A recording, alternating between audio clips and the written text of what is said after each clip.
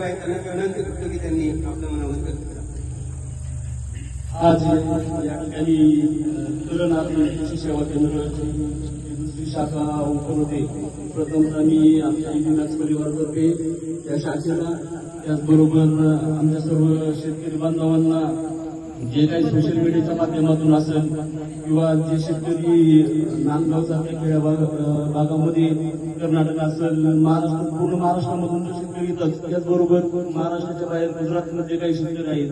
काही काही वेळेस आम्हाला शेतकऱ्यांनी फोन करून विचारलं की म्हणजे नांदगाव गाव कुठे, बऱ्यापैकी हे गाव कर्जत तालुक्यात आहे हे आम्हाला पण भरपूर लेट समजलं की आम्ही कर्जत तालुक्यात राहत असतो की आम्हाला नंतर समजलं एवढं फेमस झाल्यानंतर की शेतकऱ्यांना एवढ्या खेड्या भागामध्ये मॅडमनी चांगल्या पद्धतीने कृषी सेवा केंद्र चालू करून पूर्ण शेतकऱ्यांना चांगलं मार्गदर्शन केलं आणि त्याचे रिझल्ट भरपूर चांगले आले.